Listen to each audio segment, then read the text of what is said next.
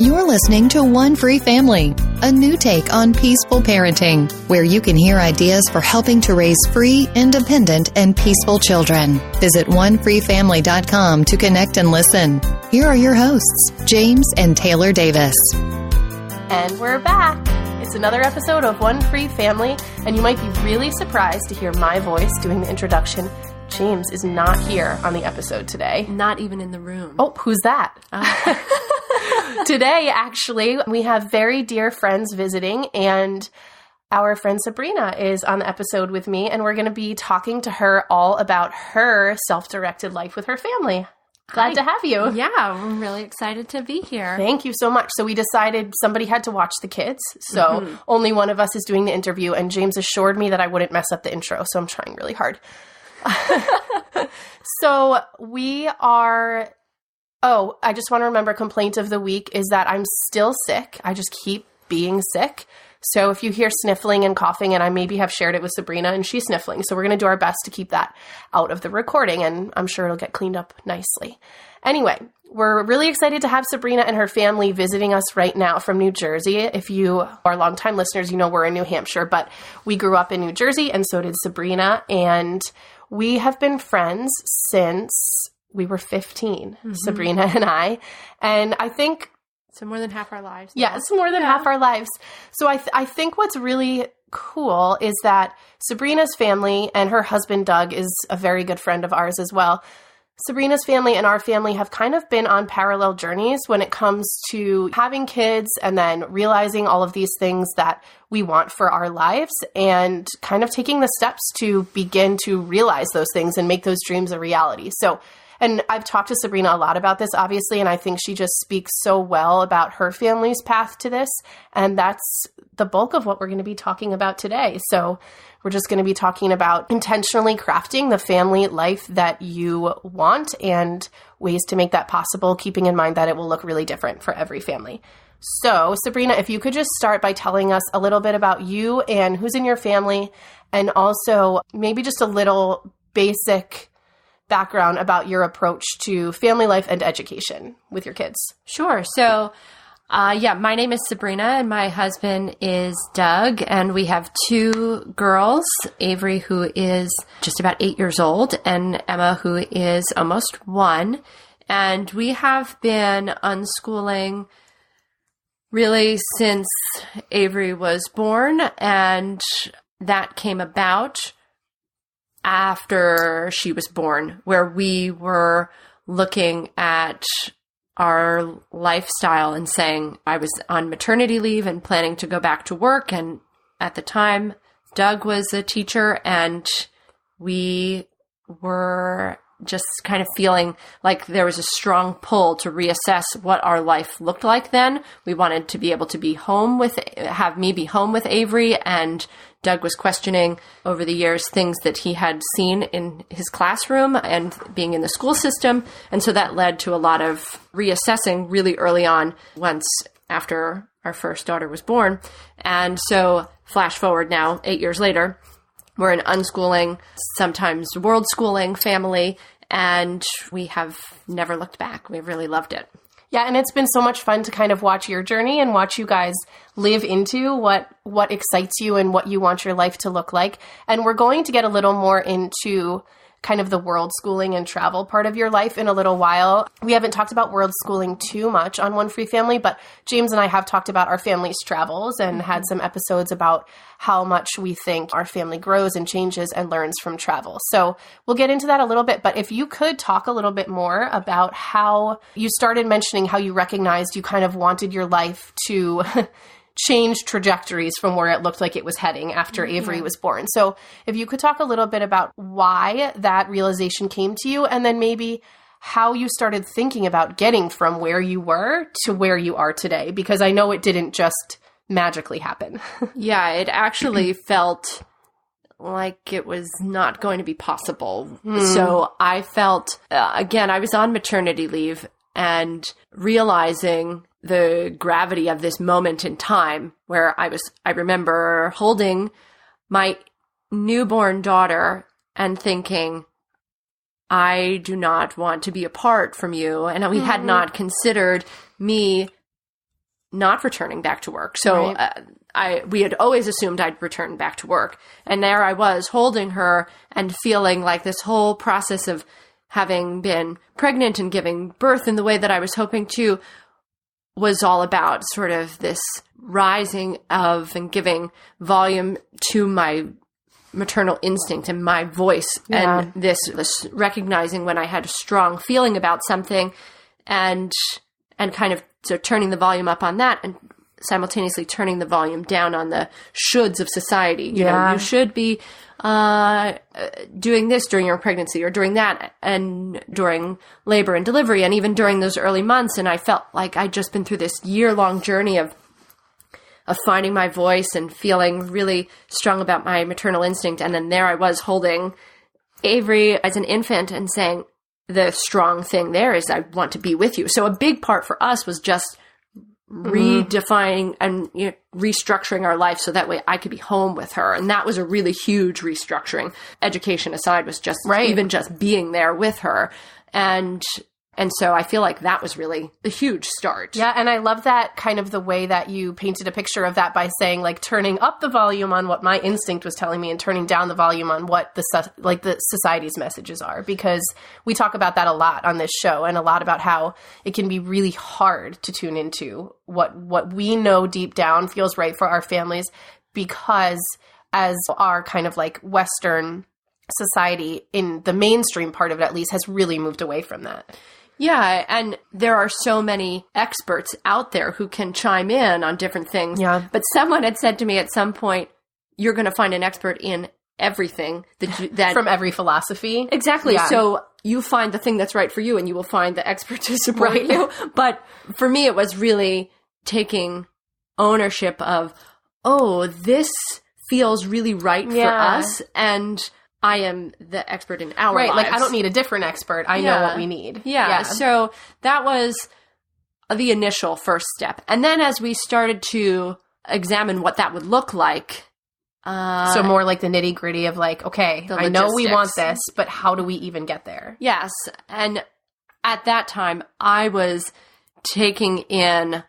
reading so much, through different resources, but people's blogs and different other family stories, what they were doing. And I came across a lot of families who were, and this was personally inspiring for me, who were traveling. They just had, I read about this one family who they just sold everything right after their daughter's birth. And they spent the first almost year or year and a half of her life backpacking around Australia. And to me, that excited me. And I felt this, I realized there was this spark that kind of came about. So I had really been so moved by the birth of my daughter, but then I felt this spark of coming alive when I read about families like that, where I thought, oh my goodness, in my mind, I've had this idea that I need to, I've followed all the protocol. I've gone to school. I've gone to college. I've got the job that fit the degree. The degree, right. And now the path was have my vacations until I retire, and then I do all the things. So I had that in my mind, but then I saw what these families were doing, and I felt really alive, and I felt like, oh my goodness, wait, could I do that now? Right, and it was almost, again, am I giving myself permission to do the things that excite me? And when I started to go down that path, and I found the things that really, really energized me, I felt such a mixture of emotions. On some level, I felt really excited. And then on other times, I remember feeling really emotional that felt impossible. Right. How would I ever get to that point? How would Doug and I, my husband, how would we ever even get on the same page about what we wanted and communicating about there was another person in that relationship, exactly. right? So, and it just felt so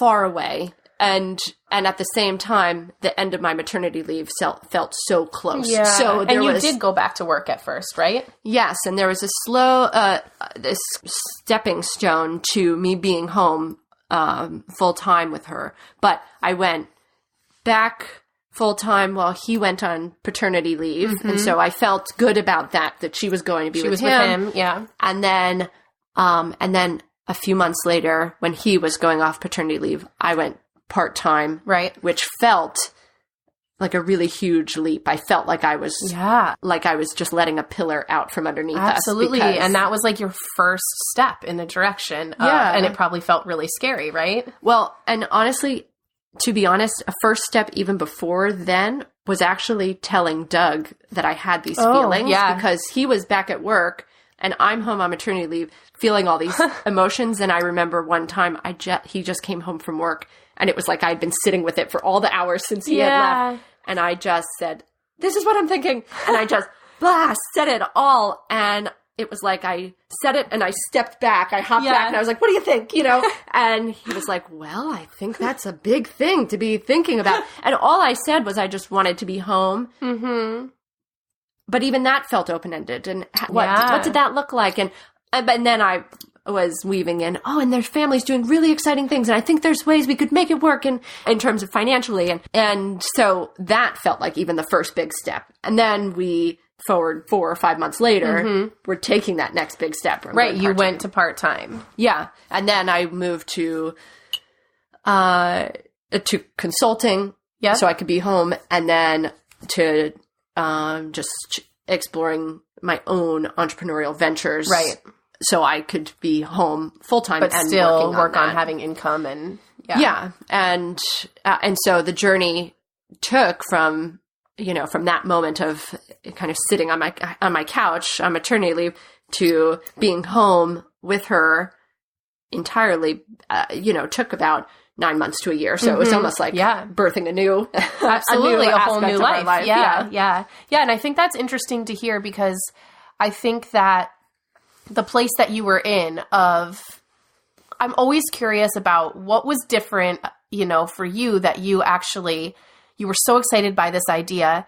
And instead of looking at it and saying like, oh, that looks great, but no, we can't do that. That there was some piece of you that was like, wait a minute.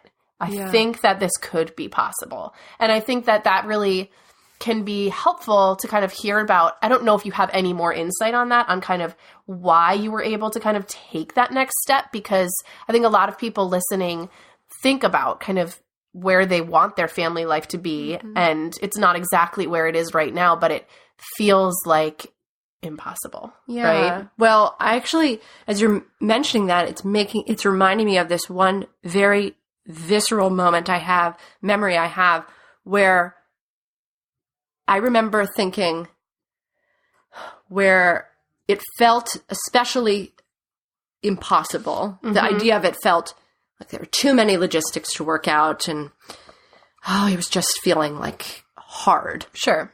And I remember thinking, well, if we have another kid, I'll have it set up by then. And it was like I shocked myself in that moment. And I said, are you kidding? We only get one go around here. This is our life to live. And I don't want to try and just do this as the trial. Right. This is the actual living that I'm doing. Yeah. And so it was almost like I was having this conversation within myself. Like you almost caught yourself finding a reason to put it off and then... Yeah. Because there are times where I think, and as I'm reading about these families, a lot of times you read about their highs or where they've already accomplished where they're going. And so for me, I remember searching for how did it actually look? And then I realized I don't actually need to see how it looked for them because it's going to be different for us. Right. We are different people. We're starting at a different point A. We're going to a different point B. And even if I'm inspired by you, the blueprint of what our life is going to look like is within me. You can't tell me what that is. So it takes a lot of self-assessment. And they talk about that cliche phrase, growing pains. But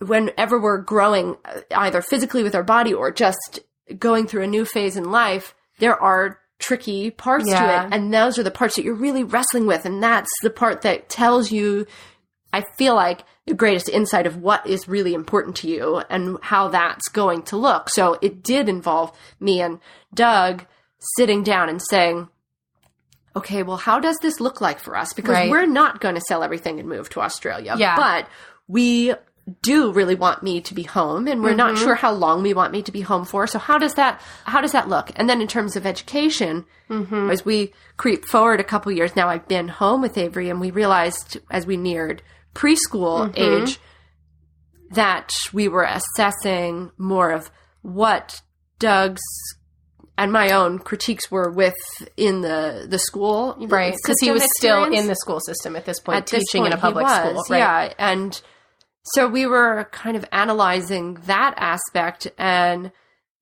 just wrestling with, well, what does that look like for us? And so, yeah, there was just a lot of the push and pull became some of the most fruitful. Right. It was tricky, and we had to say, does this work? No. Let me try this aspect. Let me try and make income by starting this venture. Well, that doesn't work. No. Or let me try it with this. Well, that does have that's legs. Working, and, right. Yeah, go there. And that's a really glossy 1 second of something that captures that has been years in the making, right? Yeah, years of moonlighting, trying to work on one thing, while for us staying home meant that Doug was, for me, I was at home and also working on trying to get a venture off the ground. And when that wasn't really working, then Doug was doing the same thing, and that did. And so we were able to transition through a lot of that. But that meant a lot of hours, and knowing that this wasn't going to be forever, but it was going to be a lot of work for a reason. To set you up for the life that you were hoping to live. Yes. Yeah. And I'm hearing too, like, kind of in this short amount of time that you're explaining this, I'm kind of picking up on the idea that there were plenty of tricky moments and there was plenty of discomfort along the way that you had to push through, right? Like, yeah. It wasn't like everything just kind of fell into your lap and worked out perfectly. I mean, of course, I know, speaking for myself, I do recognize that there are things in my life that have made it easier to get to where I am than it might be for other people. But in general, you still really had to push through some big kind of like scary changes and discomfort. Yes, and a lot of that for us was around to start, was around income and how we were financially going to be comfortable with being potentially a one income generating family, right, which was not something we had ever considered. And what that meant, because there was really a socialization piece around that, where when we stopped and actually thought about, oh, well, if we did a budget and we looked at our income and our expenses, when we started to think about it differently, we realized there was a lot more wiggle room than we realized, but we had just never considered. Right, because I think we're sold the message that we should live up to our means in this kind of mainstream American culture, right? And so when you do step back and reevaluate, at least for our family, like that really resonates with me. We were going down that path of like living up to our means years ago before we had our first. And when we were kind of restructuring everything, we had a moment, and this is one of our like core values today, is like, we are going to continue to live well below our means, because we now are both self-employed. And I mean, even I would say even people who aren't self-employed, like your job is never guaranteed, right? Yeah. And we have this vision for this life where we get to be with our kids a lot. And so for us, scaling back on things that we are spending money on, namely, especially like how large of a home are we buying and what type of car are we buying, and all of the things that our society tells us you should do big and flashy when you can. Yeah. We were like, no, that's not going to work for us, because that's not where we want to be spending our energy. And we don't want to have fear around that. Yeah. And and to be honest, I didn't feel like I was missing something. I felt like I was gaining something. Absolutely. So it was very interesting to feel, and this is kind of a little peek into our future, but by the time our daughter was 4, we had actually set ourselves up to be living and traveling remotely, and we did do a year of traveling, and a lot of that we did spend hopping from national park to national park. And I remember thinking at that time, I've never felt richer than this moment where we're in a tent and we are living in the wilderness. But I felt so incredibly rich, because I felt like I didn't need disposable income. I needed disposable time. Yes. And that's what I was setting myself up for. And so that was the really huge value add to our lives by restructuring everything. Yeah. And I resonate so much with that. So you talk, I like the picture too that you're painting of, you know, it wasn't like you went from sitting on your couch in maternity leave, seeing this life where you had disposable time and you were traveling months and months at a time. You didn't go from the couch to the travel, right? There were all of these steps in between, like going part-time, going to consulting work, and then eventually Doug building his business and quitting his job and all of these small steps. So I just like that. And I think it's important kind of to keep in mind that it's almost like, it sounds like a way for it to be less overwhelming if you're thinking about making some big changes is to kind of chunk it down. Does that make sense? Yes, for Keeping your big vision in mind. I mean, we didn't even know that was going to be our ultimate vision. We just knew we were following this strong pull to be together as a family and continue to pursue and say yes to exciting opportunities that seem to come up. And so we would always kind of go back to a family huddle and just say, does this feel right for us? Is this in line with our goals? And and let's go for it or not. And so it kind of had to be chunked down just by nature of, we're taking a baby step and then we're going to see how it goes. Yeah. And then we're going to say, does this feel right? Should we go back to where we started and go down a different path, or should we keep pursuing this? And that as a reformed type A person was really hard to know, like, this feels right and it might not be, and we might have to reroute, right? Yeah, and I also I can't plan out in an Excel spreadsheet how this is going to look for the next,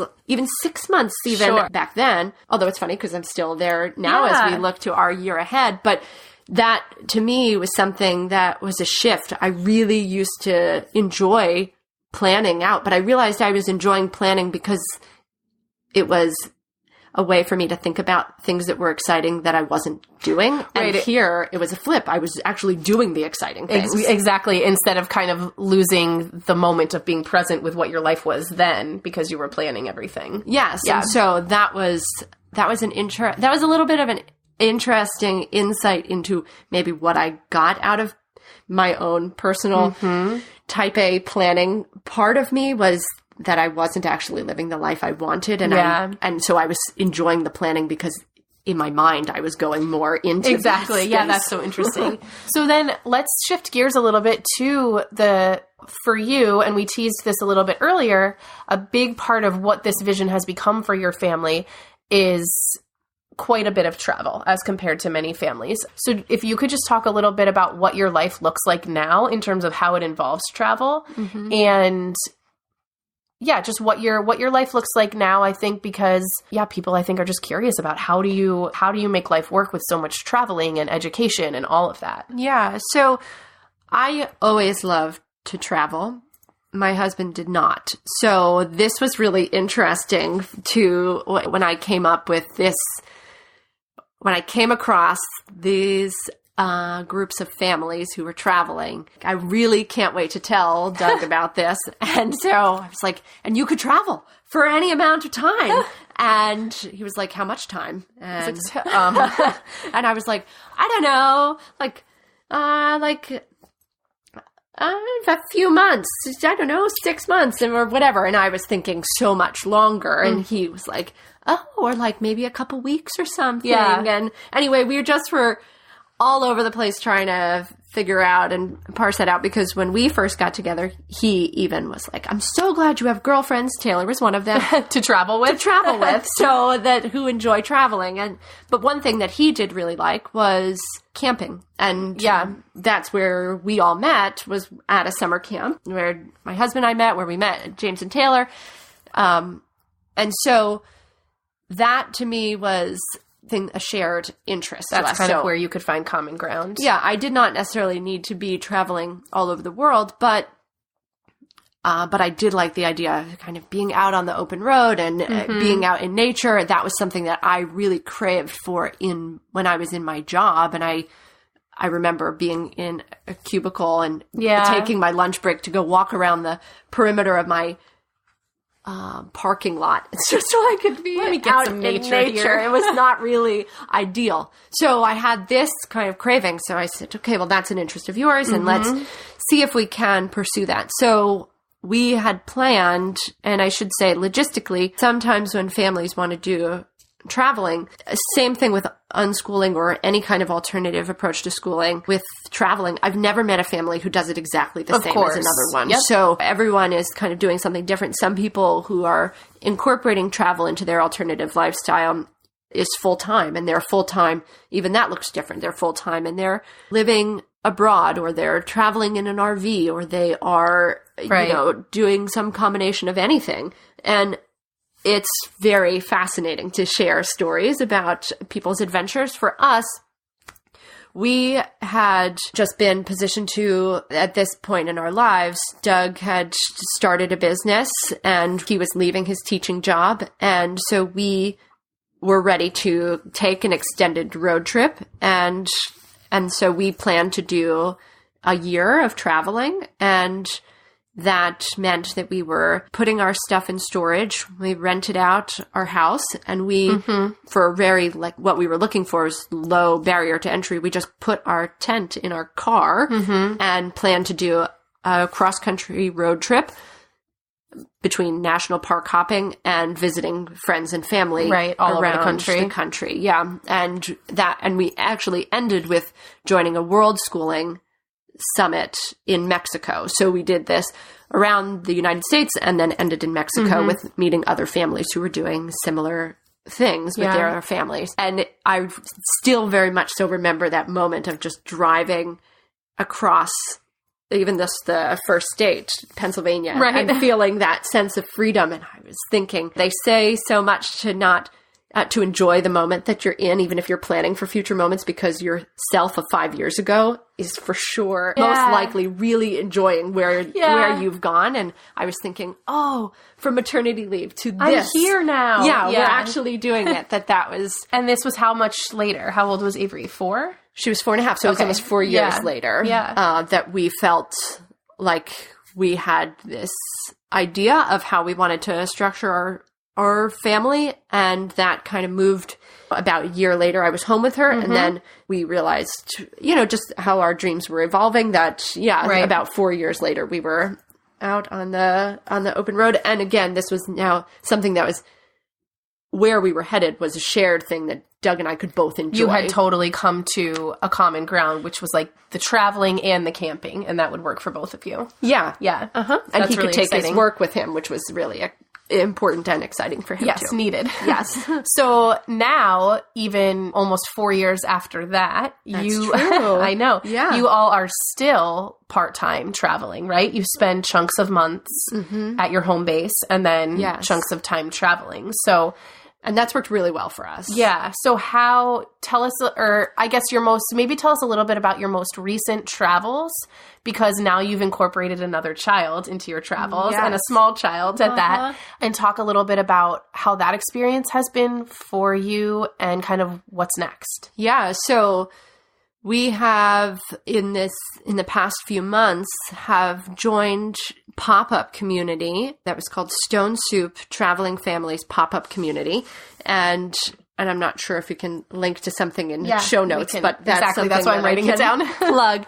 But we joined up with friends of ours who we had met through homeschooling in New Jersey, and they had been world schooling full time and created this pop-up community. It's just a temporary gathering of families in the same space and time. And so you know that for this inaugural pop-up community, it was in this city called San Miguel de Allende in Mexico, and it was the idea that families would gather for however long they could, but most of them about a month, and everyone would just get their own accommodations, but we'd be in the same city, and so we'd have different aspects of what we'd be offering to the community to share and bring in just different moments of coming together. So not all of our time there was together, but I think you said like different people might lead different activities or groups based on their own strengths, right? Yeah. So as a photographer, I was hosting a photography session, and different people were hosting entrepreneurial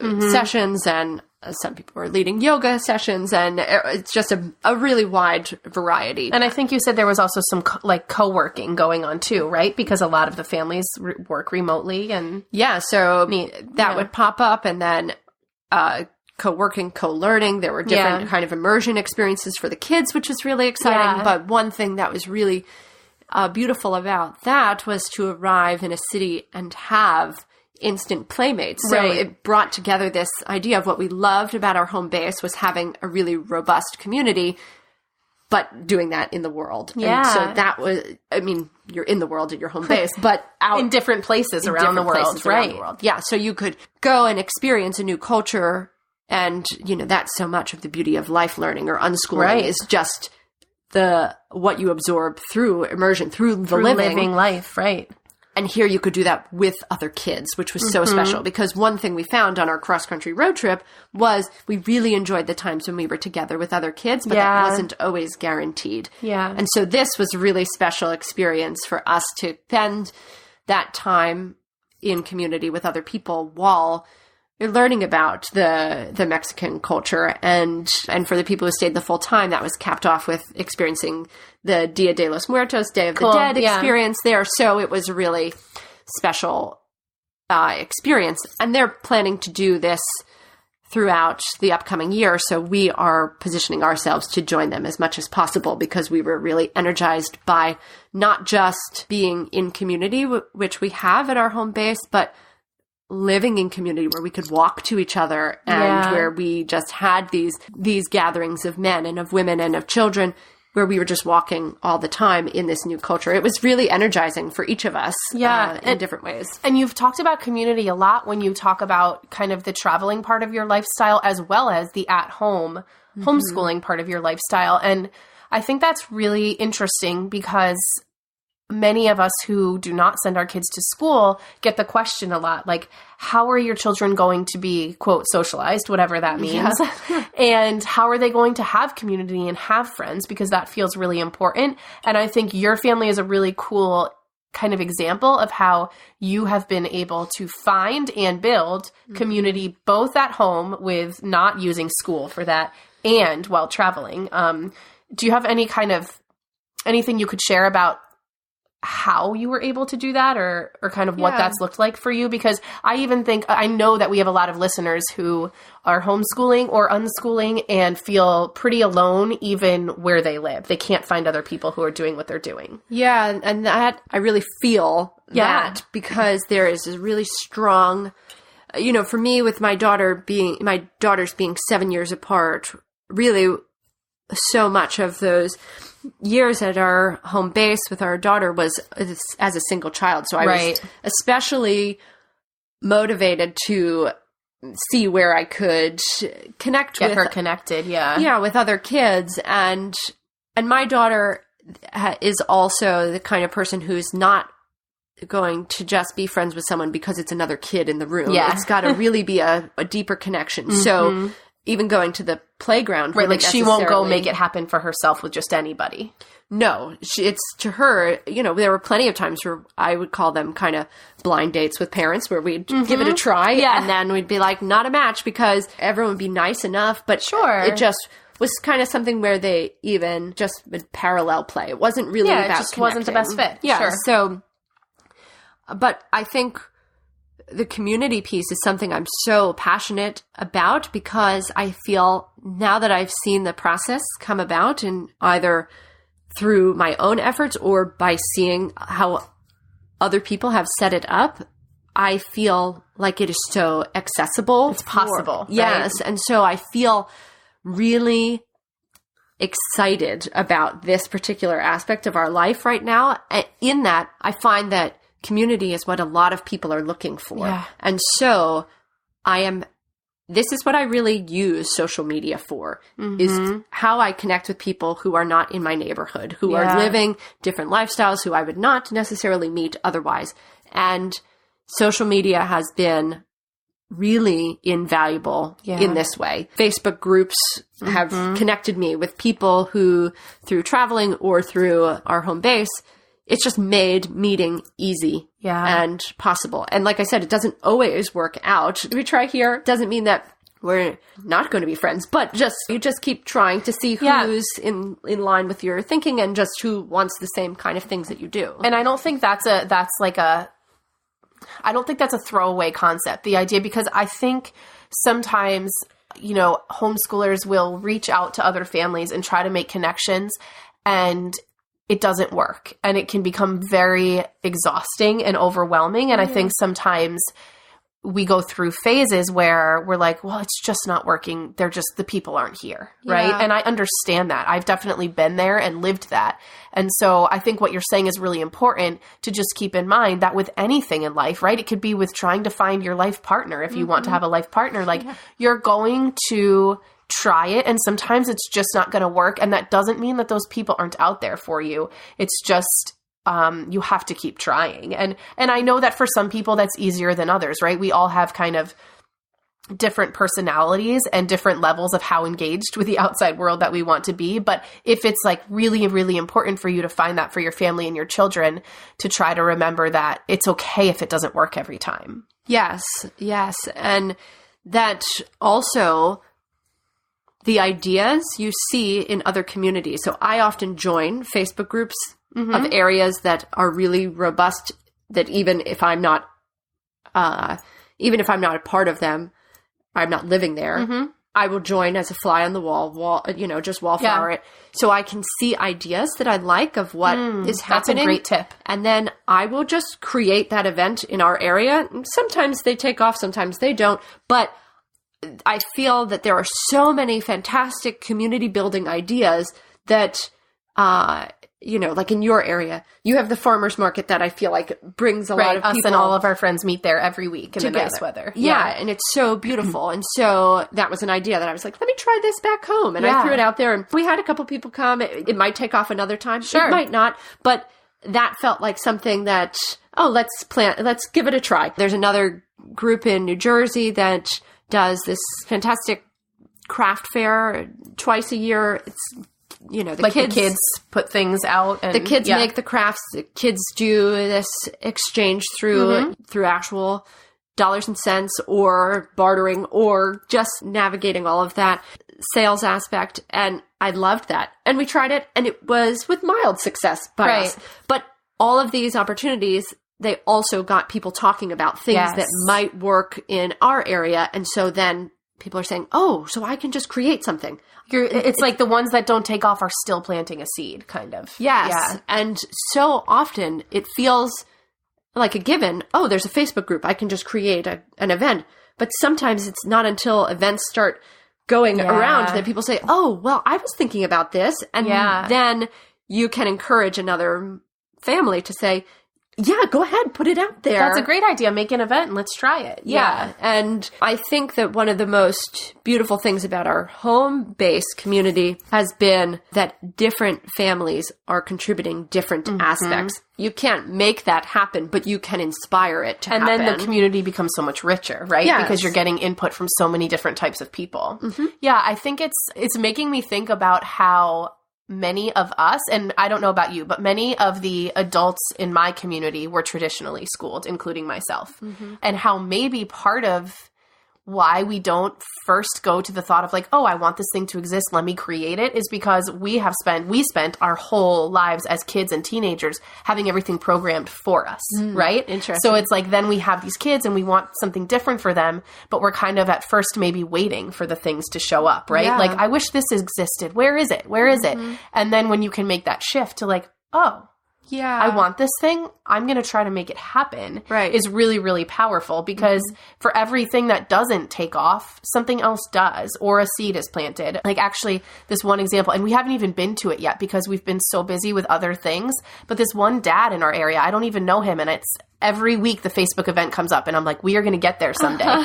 He's a game designer, a board game designer, and he just reached out to a local toy and game store in Portsmouth and said, can I bring homeschoolers in here every Friday, and can we do a session on like gaming and game design? Awesome. And he just has a weekly Friday afternoon meetup, and each meetup, like they're very informal and fun, but when he posts the event, each one has like a little bit of a different theme of what he's going to like kind of like highlight for the kids. And it's just totally something that I think he was like, I'm passionate about this. I think people will like this. And it looks like it's really taken off. So it's really powerful when we can shift from like, where is this thing that I want to like, oh, it's not here. I'm going to make it happen. Yeah. Really, it's really exciting when you see people even just sharing, I found this, I want to create it. Is there interest? And then when you start to see that and when it actually comes to fruition, that to me is this kind of new aspect of community building, that we're not going to all live in these kind of tribal communities. So this is, I think, making the most of the community aspects that we have in the modern day towns that we're living in. And that is just everyone can bring their strengths, and that's a beautiful thing that you can tap into moms, dads, extended family, local businesses, and even kids themselves. And like you said, I think harnessing social media to do that. You know, social media has its challenges as well, but it really, I mean, I can't imagine my kids' world without it and our family's life without it because of the opportunities that it's allowed us to experience. Right. No, for sure. Our life would look so different without it. And also, I do want to say that sometimes I've hosted events because I thought, oh, this is an interest of my kids. Yeah. And I've opened up our home to it. And sometimes no one has shown up. Yeah. And that is okay. It's a little bit different if someone says, we're coming, and then they don't show up. Yeah. That can be kind of an issue. You may have experienced this.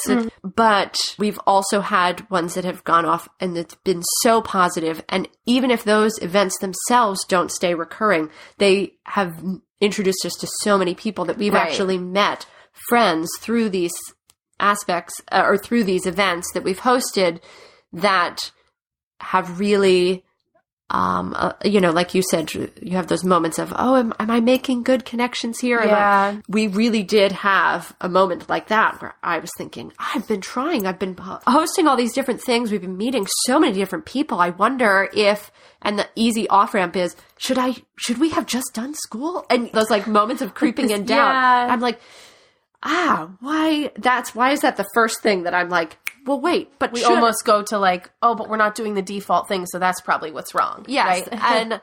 and then sure enough, a month later, we have met this whole new swell of people. Right. And and honestly, in New Jersey, there's so many people who are homeschooling. I know. It definitely looks different in a more rural area. Maybe. Yeah. I continue to meet new people, but I also continue to hear about things I didn't know about, which makes me think that it's possible in other places as well, that it's just really hard to meet everyone and know everything that's out there. So the more I put myself out there, the more I find is happening. And I'm not necessarily the most instantaneously extroverted person. It takes, for me, I do some trial balloons. So I'll throw out, what do you think about this? And one thing with great success that happened in our community was building this women's circle that I did with other mothers who were unschooling or homeschooling or considering that in their life or had at one point done this. And it wasn't exclusively limited to that, but that's the group I reached out to. Yeah. And that had really great success for us because we were able to meet and deeply connect and have these deep conversations and connections. And together we were able to kind of come up with a shared vision for what we wanted for our families too, that then it wasn't me feeling like I was planning something in a silo completely on my own. Now it's multiple moms saying, that would be so great. Let's do that. That's and so cool.